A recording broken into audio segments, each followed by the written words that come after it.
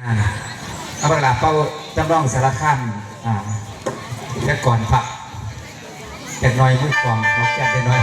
เนี่ยเปลี่ยนให้มือกองก่อน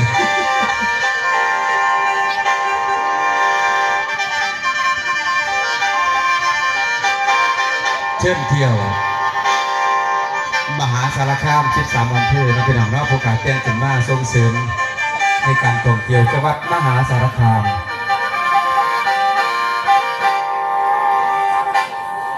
พุทธมณฑลอีสานถิ่นฐานอารยธรรมข้ามาหิลำเลอค่าปักกสินนคร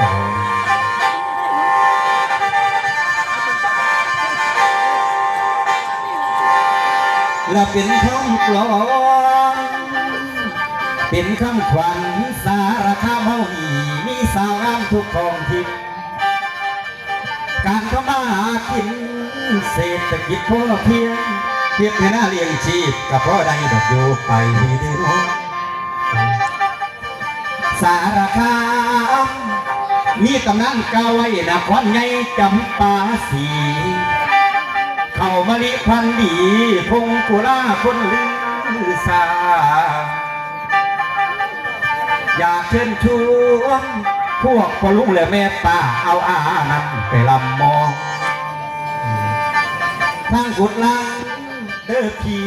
น้องใส่ดอกหมากลายแค่มันสวยไรในตาอยากสิพันละนาใดและเมืองคือสุขพิสัยแหล่งท่องเที่ยวมีหลายหม่องเช่นบึงกุยนั่นเป็นซื้อเขตอำเภอบ่อระบือปลูกให้มันไงอ้อยมันแก้วดำตะแคงหวานโอ้โอ้โอ้หันมาคำไฟด้านเขตอำเภอเชียงยืนแม่เอ้ยแม่เชิญนมัสการกราบบุญบานพระเจ้าใหญ่ทางทิศเหนือเขตอำเภอกันทรวิชัยวายพุทธมิ่งเมืองเกณฑ์เล่นจานสำราญหล่นบุญเบิกฟ้าเบิกโคนไหลมาปานดอกน้ำเกณฑ์ทุกการคืนมีหมอลำมาแสดงเบิ่งหมอลำจนสอดแกงแสงท้องถิ่นสว่างตาโอ้โอ้โอ้มหาวิทยาลัยมสนันนาสาวกระสวยเบากระรองอุดนางใหญ่วัดมหาชัยเด้อพองพร้อมทั้งวัดวังน้ำดินมูเจ้าเคยเห็นบ่สองมือนกจอกสองมือนกจอกขอพรเจ้าอยู่ดีสะพานไม้แก่ดำก็ยังตั้งที่รีทานองที่ไปชมเอางานกองยาเฮาเมืองว่าปีหากวันดีดอกเบี้ยเจ้าละผ้ากันปีของเฮาประจำกันตุ้มเปิดปึ้งปึ้งปึ้งปึ้งปึ้งปึ้งปึ้งอ่อนสันดี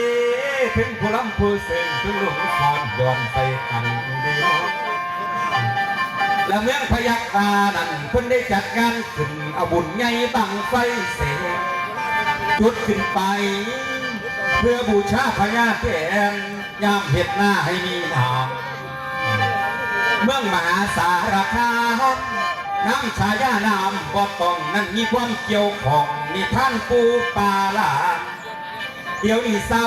กันดานหากตามหลังพวกเขาเอาไว้มาท่องย่างสีพี่น้องเอ้ยมีถนนอาดลาดทิวทัศน์ก็สวยงามไผ่มายามก็จนหลงบ่อยากโ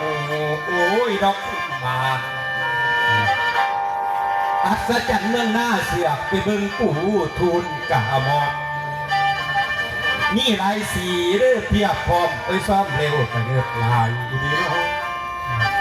พระเจ้าใช่ว่าละมันท่านนั้นเคยสร้างไว้ซื้อกูใหญ่สันกรัตจะเป็นกูโบราณขีดเมืองของแต่ข้าวถุงเราเอาพื้นเมืองหน้าดูคือนครจำปาสี กะยังมีหลายหม่องที่ท่องเที่ยวสำคัญพอได้พอนั้นคือบ่อน้ำศักดิ์สิทธิ์อยากสิเชิญมวลมิตรทัศนาได้ก่อนได้อยากให้ท่านไปไหว้กราบขอพรพระธาตุไงองค์พระธาตุนาดูนขนาดน้ำกาไว้ทั้งไก่ไก่กำลังมากราบบูชาพร้อมถูกเทียนดอกใหม่ทำบุญเพื่อสบายใจให้โชคดีมีชัยอันตรายอย่ามาผ่าน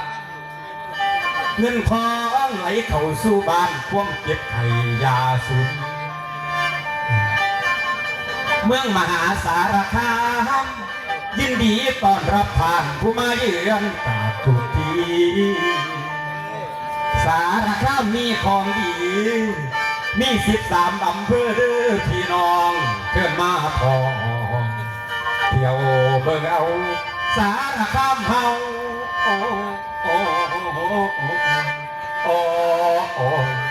นั่นลานาลานา